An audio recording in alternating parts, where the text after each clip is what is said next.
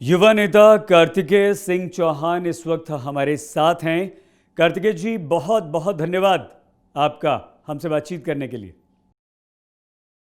कार्तिकेय सिंह चौहान से हम बात करें उससे पहले आपको बता दें कि ये पुणे सिम्बायोसिस से लॉ की डिग्री ले चुके हैं, वहाँ छात्र संघ के अध्यक्ष रह चुके हैं, वकील बनना चाहते हैं।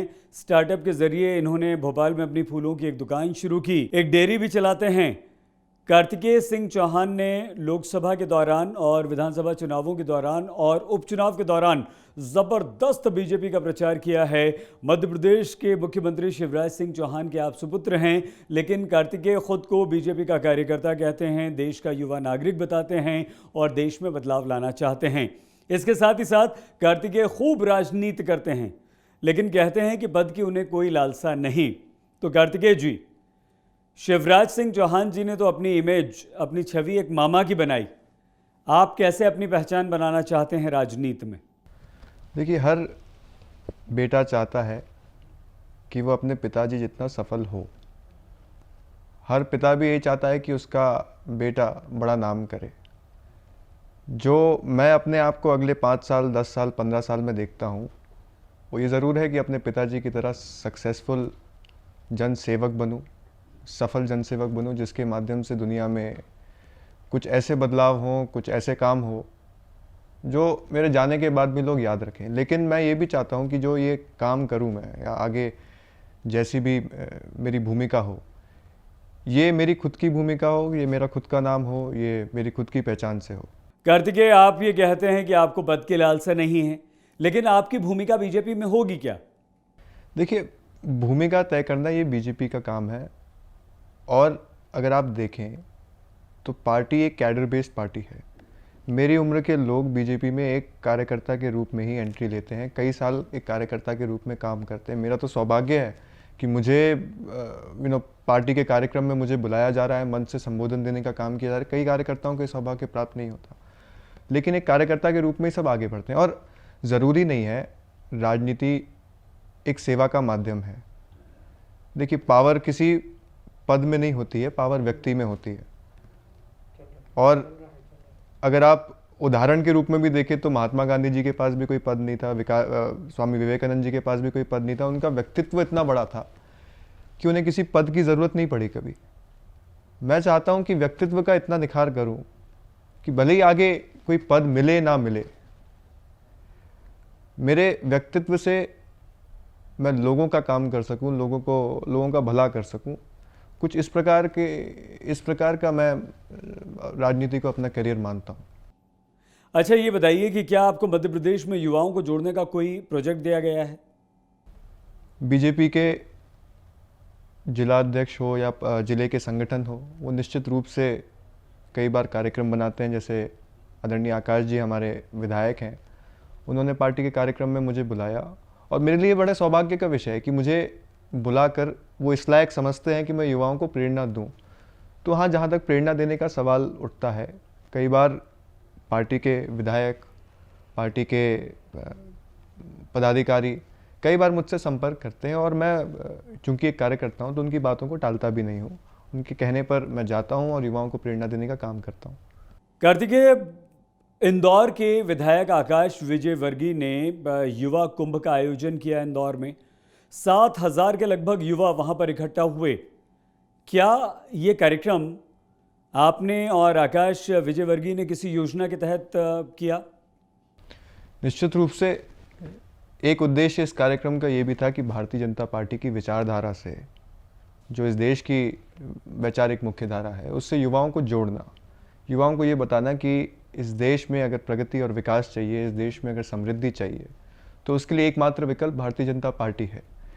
इस कार्यक्रम के माध्यम से हम युवाओं तक ये संदेश देने में सफल रहे हैं, और निश्चित रूप से इसमें जितने भी युवा आए थे, उनमें से कई युवा ऐसे रहेंगे जो प्रेरणा लेकर जाएंगे और आगे जाकर पार्टी का काम भी करेंगे। कार्तिकेय, आपने इंदौर के इस युवा कुंभ में ये भी कहा कि आप इतिहास उठाकर देख लीजिए, जितने भी क्रांतिकारी हमारे हुए हैं वो सब युवा थे। आप क्या संदेश देना चाहते हैं, या ये क्रांतिकारी वाली बात करके आप क्या संदेश देना चाह रहे थे युवाओं को, इंदौर के या मध्य प्रदेश के? भारत के इतिहास को आप पलट कर देख लीजिए। भगवान श्री राम ने जब अत्याचारी रावण का वध किया तो वो युवा थे। जब पांडवों ने कौरवों का वध कर धर्म की स्थापना करी तो वह युवा थे। स्वामी विवेकानंद जी युवा थे। आदि गुरु शंकराचार्य केवल 32 साल की आयु थी, लेकिन एक छोटी सी उम्र में उन्होंने पैदल चलकर सनातन धर्म की पुनर्स्थापना करने का काम पूरे देश में किया, पूरी दुनिया में किया। रानी लक्ष्मीबाई अभी उम्र 23 की थी, मनुज नहीं अवतारी थी, हमको जीवित करने आई, बन स्वतंत्रता नारी थी। दिखा गई पद सिखा गई, जो हमको सीख सिखानी थी, खूब लड़ी मर्दानी, वो तो झांसी वाली रानी थी। मैंने 23 साल की उम्र में उन्होंने भारत के लिए अपनी जान कुर्बान कर दी। कितने युवाओं के मैं उदाहरण दूं, भगत सिंह, सुखदेव, राजगुरु, ये सब युवा थे। और आज भी अगर आप देश की हिफाजत कर रहे हैं, अगर आप जवानों की बात करें, वो सब के सब युवा हैं। देश की तरफ एक भी गोली चलती है तो उसको छाती पे खाने वाले पहले युवा होते हैं। युवा सैनिक हमारे वहाँ पर मौजूद हैं। आप अगर 1947 से लेकर 2018 तक आप देखेंगे तो 21 परमवीर चक्र मिले, सबके सब युवा हैं। इस देश की अर्थव्यवस्था में काम करने वाले ज़्यादातर 24 साल से लेकर मैंने 18 साल से लेकर 32 साल की बहुत यंग जनरेशन। तो निश्चित रूप से देश का इतिहास युवाओं ने रचा है और देश का वर्तमान भी युवाओं के हाथ में है। कार्तिकेय, आप बात करते हैं तो उसमें धार्मिक, सांस्कृतिक, ऐतिहासिक, राजनीतिक विषयों पर खूब बात करते हैं, गीता रामायण के उदाहरण देते हैं। तो आपने पढ़ाई की है या ये आपकी एक राजनीतिक तैयारी है?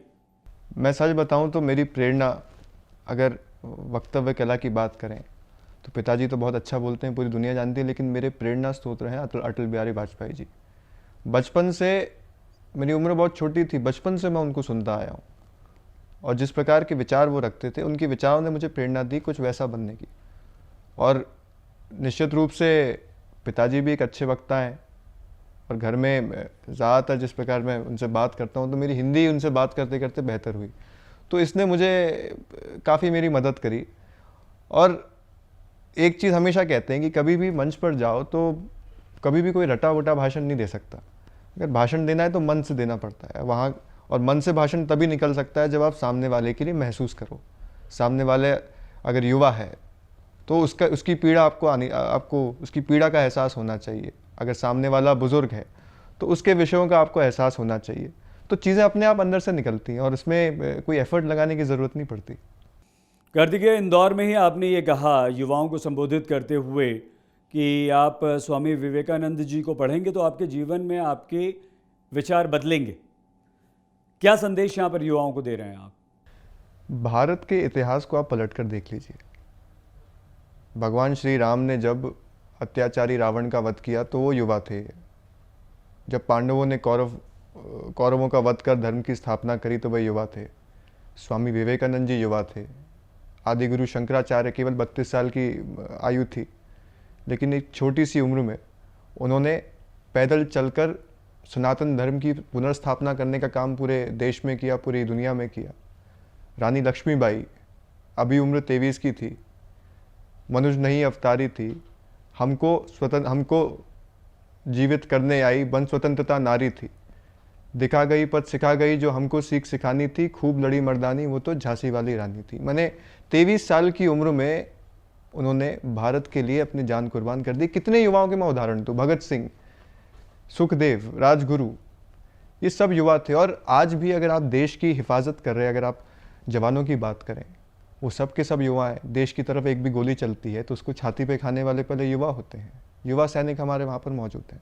आप अगर 1947 से लेकर 2018 तक आप देखेंगे तो 21 परमवीर चक्र मिले, सबके सब युवा हैं। इस देश की अर्थव्यवस्था में काम करने वाले ज़्यादातर 24 साल से लेकर मैंने 18 साल से लेकर 32 साल की बहुत यंग जनरेशन। तो निश्चित रूप से देश का इतिहास युवाओं ने रचा है और देश का वर्तमान भी युवाओं के हाथ में है। आध्यात्म से लगाव होना कोई, मैं मानता हूँ ये केवल कोई राजनीति नहीं है। मेरा आध्यात्म से प्रेम है, अपने संस्कृति से जुड़ाव है। इस संस्कृति से जुड़ाव तभी संभव हो पाया जिस प्रकार का वातावरण मेरे घर पे रहता है, वैसी ही सीख मैं लेता हूँ। बचपन से ही पिताजी गीता के संस्करण हमें सुनाया करते थे, गीता के जो अच्छी सीखें हमें दिया करते थे। तो ये कल्चर तभी से डेवलप हुआ जो, और उसके बाद मुझे पढ़ना पसंद है। आजकल के ज़माने में यूट्यूब और तरह तरह की चीज़ें हैं जिसके माध्यम से आप कई चीज़ें आसानी से बिना पढ़े भी कई चीज़ें आप सीख सकते हैं। तो मेरे अंदर एक मैंने एक क्यूरियोसिटी है इन सब चीज़ों को जानने की, जिसकी वजह से ये भाषणों में भी मेरा दिखता है। नहीं तो क्या क्या हमारा युवा भटक रहा है? देखिए, निश्चित रूप से भटकने के यौवन अवस्था में कई चीज़ें होती हैं जो आपको भटकाने का काम कर रही है, और वो केवल एक पीढ़ी की नहीं, वो हम हर पीढ़ी की बात करते हैं। हर पीढ़ी में, हर व्यक्ति के जीवन में एक ऐसा समय आता है जब उसको तय करना पड़ता है कि उसके लिए सही क्या है, गलत क्या है। अगर स्वामी विवेकानंद जी को आप पढ़ेंगे तो वो उनका जीवन आपको प्रेरणा देने का काम करेगा, आपको सीख देने का काम करेगा। अगर आप भगवत गीता को पढ़ेंगे तो जीवन किस तरह जीना चाहिए ये सीख आपको मिलेगी। क्या आपके फैसले कैसे होने चाहिए, आपको किस प्रकार का, मैंने छोटी छोटी चीज़ें भगवत गीता की आपको श्रेष्ठ बना सकती हैं, आपके अंदर के आपकी आत्मा का परमात्मा से विलन करा सकती है। तो ये सब चीज़ें हमें भारतीय संस्कृति से सीखने को मिलती हैं। और मैं मानता हूँ कि अगर भटक रहा कोई युवा है, अगर इन सब चीज़ों का अध्ययन करे तो निश्चित रूप से उसको एक ऐसी दिशा मिलेगी, उसको एक दिशा मिलेगी जो उसके जीवन के काम आएगी। दो बात कार्तिकेय, आपने कहा कि अगर आपके जीवन में कठिनाई नहीं है तो आप गलत दिशा में हैं, लेकिन राजनीति में अगर युवा आता है कार्तिकेय तो वो जोश से भरा रहता है, लेकिन वो जोश को के साथ अपना होश न खोए, इसकी कोशिश आप कैसे करेंगे? देखिए, युवा वो नहीं है जिसकी उम्र 16-17 साल की है। युवा वो है जिसके माथे पर बर्फ़, जिसके मुंह में शक्कर, जिसके पैरों में रफ्तार, जिसके सीने में अंगार होती है। जोश अच्छा है, लेकिन जोश जलाने के लिए नहीं होता। जोश होना चाहिए निर्माण के लिए, जोश होना चाहिए समृद्धि के लिए, जोश होना चाहिए आगे बढ़ने के लिए, जोश होना चाहिए देश के विकास के लिए। तो मैं मानता हूँ कि जोश की ये परिभाषा युवाओं के लिए बहुत ज़रूरी है। युवा वो होता है जो समय की धारा बदलने का काम कर देता है। युवा वो होता है जो आपदाओं को अवसर में बदलने का काम करता है। अब आजकल के ज़माने में हम देख रहे हैं जिस प्रकार के कई बार युवा भटक कर जम्मू एंड कश्मीर में भटक कर पत्थरबाजी करने निकल जाते हैं, कुछ लोगों के बहकावे में आके। मध्य प्रदेश में भी ऐसी इक्का दुक्की घटना हुई कोरोना काल की शुरुआत में। ये पत्थरबाजी में जो लोग इनको जिस ऐसे कामों की तरफ जो प्रेरित करते हैं, वो मैं मानता हूँ कि भटकना हुआ। वो जोश, हमें उस जोश की हमारे देश को ज़रूरत नहीं है। हमारे देश को जोश की अगर ज़रूरत है तो इस देश को बनाने के लिए ऐसा जोश चाहिए जो इस देश को बनाए।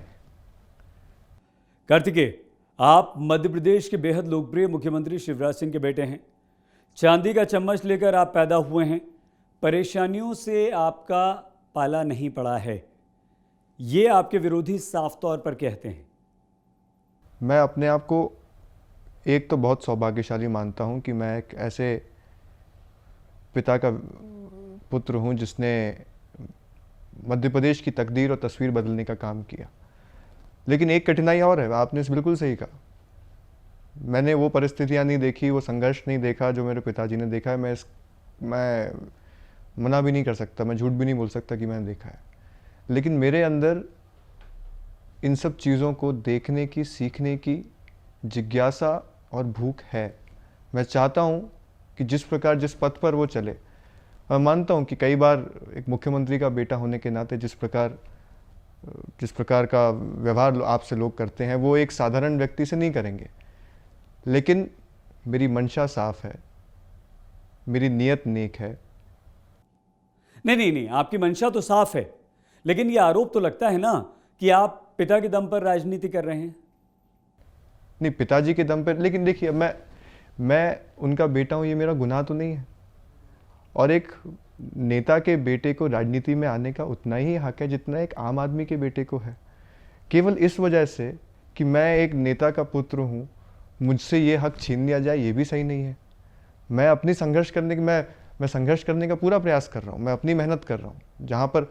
अच्छा, आप एक बात मुझे बताइए, मुख्यमंत्री के 2 हाथ हैं, 2 हाथों से वो पूरा प्रदेश संभालता है। अगर एक बेटा होने के नाते मैंने उनको 4 हाथ दे दिए उनकी जनता की समस्या, अगर उनके क्षेत्र की मैं बात करूं, उनके क्षेत्र में जा रहा हूं, जनता की समस्या ले रहा हूं और उन तक लेकर आ रहा हूं, इसमें क्या बुराई है? मैं आज एक ट्रेंड लॉयर हूं, मैं लॉ प्रैक्टिस कर सकता हूं, मैं किसी भी क्षेत्र में जा सकता हूं, लेकिन मेरे अंदर सेवा भाव है, इसमें मेरा क्या दोष है? क्या मुझे लोगों की सेवा करने का अधिकार नहीं है? क्या केवल आम आदमी के? जी नहीं नहीं, आप ठीक कह रहे हैं कार्तिकेय। तो फिर आपको वंशवाद पर बोलने का अधिकार कैसे मिल जाता है? मैं वंशवाद के खिलाफ हूँ। ये मैं आपके चैनल के माध्यम से भी लोगों को कहना चाहता हूँ कि वंशवाद के मैं खिलाफ हूँ, लेकिन वंशवाद क्या है?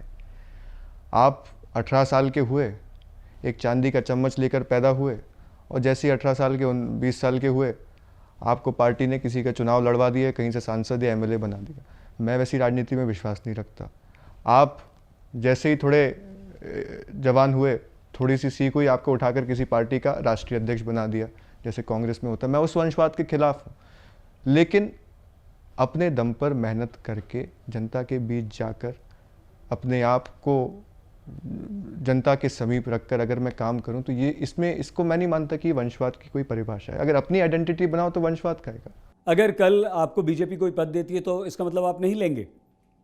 मुझे पद की लालसा नहीं है, मैं काम करूंगा, और पार्टी अगर कोई जिम्मेदारी देती है तो वो मैं ज़रूर खुशी से लूँगा, और पार्टी के लिए काम करना मेरे लिए गर्व की बात होगी। अगर कोई जिम्मेदारी पार्टी देती है तो मेरे लिए ज़रूरी है कि मैं उस जिम्मेदारी पर खरा उतरूँ। और पद की एक खासियत होती है, अगर आपको पद मिलता है तो आप जनता की सेवा करने के और करीब पहुंच जाते हैं, आपको एक माध्यम मिल जाता है। तो पद की एक खासियत है, लेकिन जब तक पद नहीं मिलता। ओके, इसका मतलब ये हुआ कार्तिकेय कि अगर आपको जिम्मेदारी पद के रूप में मिले तो आपको कोई आपत्ति नहीं है? जी, इसका मतलब ये हुआ कि अगर पद के रूप में पार्टी ने मुझे जिम्मेदारी दी, इस लायक समझा, अपने आप को सिद्ध करने के बाद अगर इस लायक समझा कि मैं उस जिम्मेदारी का निर्वहन कर सकता हूं, तो क्यों नहीं, मैं अपने आप को साबित करूंगा, जैसा हर व्यक्ति करता है। लेकिन मैं ऐसा नहीं हूं कि पीछे पड़ जाऊं कि मुझे दो और सिफारिश करवाऊं कि अब मुझे किसी पद में रखो आप। ऐसा नहीं करना चाहता मैं। अच्छा, ये बताइए, चुनाव लड़ेंगे आप? अक्सर मुझसे ये सवाल सब पूछते हैं और मेरा उनको उत्तर यही होता है, चुनाव लड़ना ज़रूरी है, क्योंकि चुनाव लड़के आप जनता के प्रतिनिधि बन जाते हैं और प्रतिनिधि बन के आप उनकी सेवा सीधे तौर पे कर पाते हैं। चुनाव लड़ना इस नज़रिए से ज़रूरी है, लेकिन केवल चुनाव लड़ना उद्देश्य होना चाहिए, ये भी मैं नहीं मानता। अभी मेरे पास लंबा करियर है, बहुत लंबा समय है, एक पहचान बनाना मेरे लिए ज़रूरी है। बहुत अच्छी बात है, आपने स्वीकार किया कि चुनाव लड़ेंगे। कब लड़ेंगे, कौन सा चुनाव लड़ेंगे? ये मैं तय थोड़ी करूँगा, ये तो पार्टी जब लायक समझेगी तब हम चुनाव लड़ेंगे। ये मैं तय करने वाला कौन होता हूँ कि मैं कब लड़ूंगा? मैं आपको नहीं बता सकता कि मैं ये वाला चुनाव में मैं हिस्सा लूँगा और इस पद के लिए एमएलए या एमपी, ये पार्टी डिसाइड करेगी। आप वकील बनेंगे कार्तिकेय, या पूरा समय राजनीति में रहेंगे? जैसे जैसे इस क्षेत्र में मैं और घुसता जा रहा हूँ, अपने वकालत के सपने से दूर जाता जा रहा हूँ, ऐसा लग रहा है। मन तो बहुत था, जब मैं कॉलेज से निकला तो मैंने 1.5 साल यहाँ पे जिला न्यायालय पे मैं प्रैक्टिस भी करी मैंने, लेकिन जैसे जैसे व्यस्तता इस क्षेत्र में बढ़ती गई, चुनाव आए, तो धीरे धीरे वो वकालत से मैं दूर होता गया। लेकिन मेरा मन ज़रूर है कि एक लॉ फर्म के माध्यम से मैं इस क्षेत्र से जुड़ा रहूं, और आगे जाकर मैं निश्चित रूप से अगर वकालत सीधे तौर पे नहीं कर पाया तो लॉ फर्म तो ज़रूर खोलूँगा, जिससे मैं इस क्षेत्र में रहूँ। तो इसका मतलब ये है कि हम मान लें कि आपको हम सक्रिय राजनीति में ही देखेंगे? सक्रिय जनसेवा में आप मुझे ज़रूर देखेंगे। मध्य प्रदेश विधानसभा उपचुनाव में कार्तिकेय आपने खूब प्रचार किया, संबल योजना कांग्रेस ने बंद की आरोप लगाया। अब कैसे आप मध्य प्रदेश के लोगों को उन योजनाओं का लाभ दिलवाएंगे? देखिए, संबल योजना प्रारंभ कर दी गई, लेकिन संबल योजना जब हमने शुरू करी तो सबसे बड़ी दिक्कत ये आई कि एक तो 15 महीने की जो सरकार थी उस समय जिनकी मृत्यु हुई, उन लोगों को लाभ नहीं पहुंच पाया। तो ये विषय मैंने सबसे पहले माननीय मुख्यमंत्री जी के सामने रखा कि योजना बंद हो गई तो क्या हुआ, उन लोगों को भी इसका लाभ मिलना चाहिए जिनकी मृत्यु 15 महीने की कांग्रेस के शासन में हुई है। माननीय मुख्यमंत्री जी ने भी इस पर विचार किया है, और मुझे निश्चित रूप से मुझे पूरा विश्वास है कि इस पर भी काम करने का प्रयास सरकार करेगी।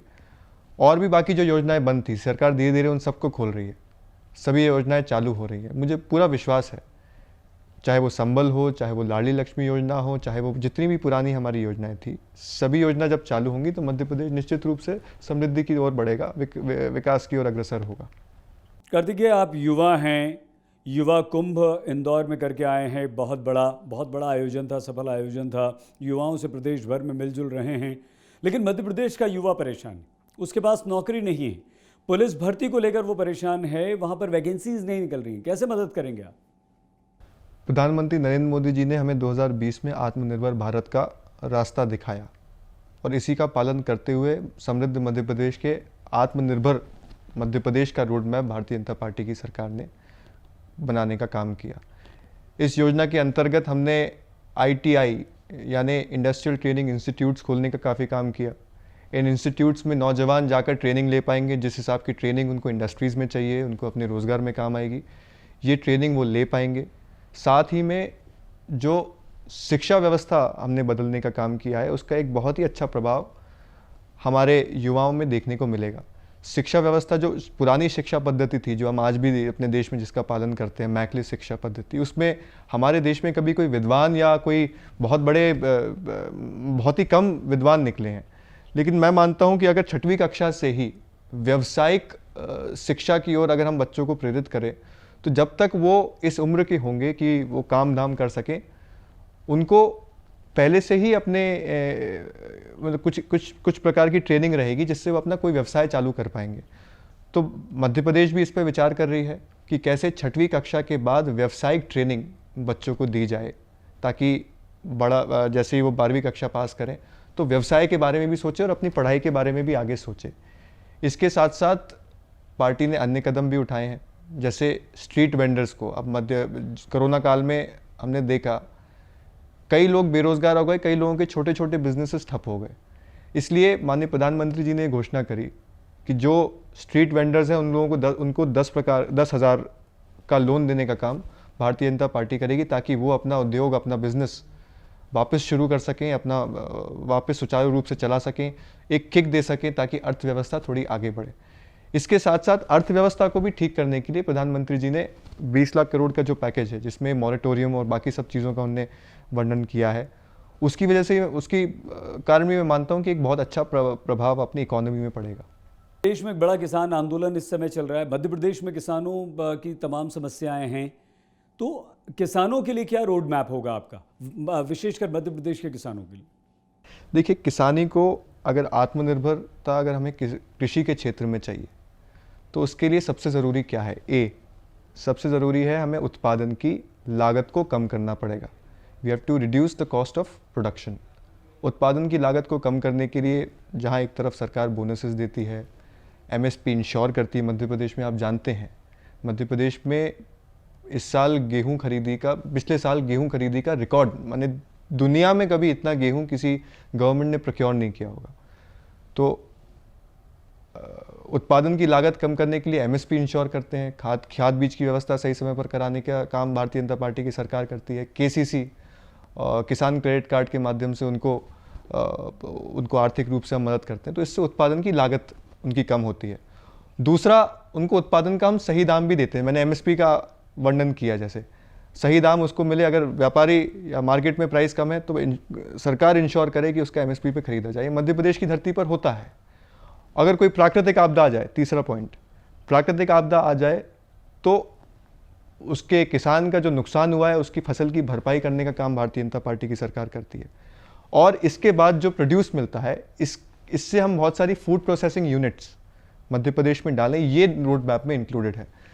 अगर गेहूं जैसे मध्य प्रदेश में जिसकी अच्छी मात्रा होती है, सोयाबीन, इन सब के फूड प्रोसेसिंग यूनिट्स हमने डाले हैं। विदिशा में अडानी का सोयाबीन प्लांट है। ऐसे मध्य प्रदेश में चारों तरफ कई फूड प्रोसेसिंग प्लांट्स हैं और आगे डालने की योजनाएं हैं, जिससे कृषि भी आत्मनिर्भरता की ओर बढ़ पाएगी।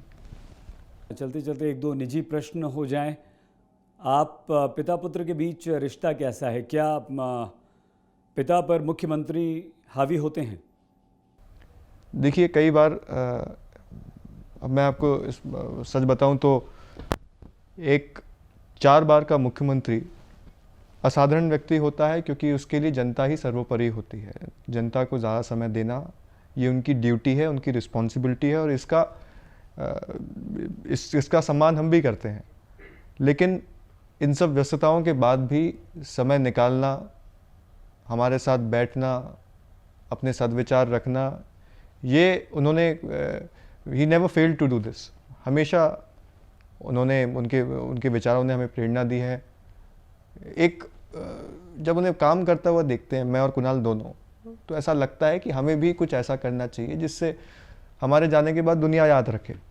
तो मैं मानता हूँ कि उनका और हमारा रिश्ता प्रेरणादायक है, प्रेम से भरा हुआ है, आत्मीयता का है और आत्मा का है। अच्छा, ये बताइए कि आपने ज़बरदस्त चुनाव प्रचार किया कार्तिकेय, तो क्या पिताजी खुश हैं आपके प्रचार से, और जो आपकी राजनीति में रुचि है उससे भी खुश हैं वो? निश्चित रूप से वो खुश हैं, लेकिन हर बार वो यही कहते हैं कि अभी और बेहतर करने की आवश्यकता है। कभी भी वो तो हर पिता ऐसे ही कहता है, हर पिता कभी भी एक्सप्रेस नहीं करते, लेकिन आई एम श्योर अंदर ही अंदर उनको लगता होगा कि एटलीस्ट मैं कोशिश कर रहा हूँ कि मैं कुछ बेहतर कर सकूँ। तो कहीं ना कहीं मुझे लगता है कि उन्हें इस बात पे गर्व होगा। कार्तिकेय, बहुत युवा हैं अभी आपकी उम्र बहुत कम है और शादी ब्याह के लिए काफ़ी वक्त है आपके पास, लेकिन माँ तो माँ होती है, तो मम्मी कभी आपको शादी के लिए कहती हैं? ये प्रेशर बिल्डअप होता जा रहा है। ये अब मम्मी के साथ साथ अब सब जर्नलिस्ट भी ये कहने लगे हैं, और मैंने अब इसमें अतिशयोक्ति नहीं होगी।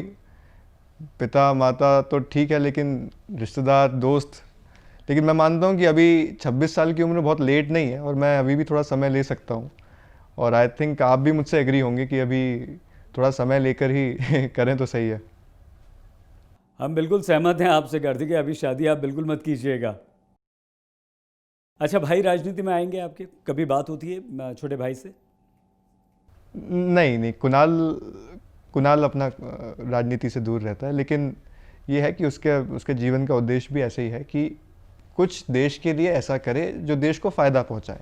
वो किसी दूसरे क्षेत्र में काम कर रहा है और उस क्षेत्र के माध्यम से वो देश में कुछ बेहतर हो। उसने ज़्यादातर जो डेयरी वेंचर की मैं बात कर रहा हूँ, वो उसे कुणाल संभालता है, और मुझे बताते हुए प्रसन्नता है कि उसने अपने इस उद्योग के माध्यम से 5,000 किसानों को जोड़कर रखा है, जिनकी आय, जिनके घर में मतलब सुफोडा माने हमारे डेयरी परिवार की तरफ से जिनके घर में आय जाती है। तो वो अपने क्षेत्र में अच्छा काम कर रहा है। आपके शौक क्या हैं?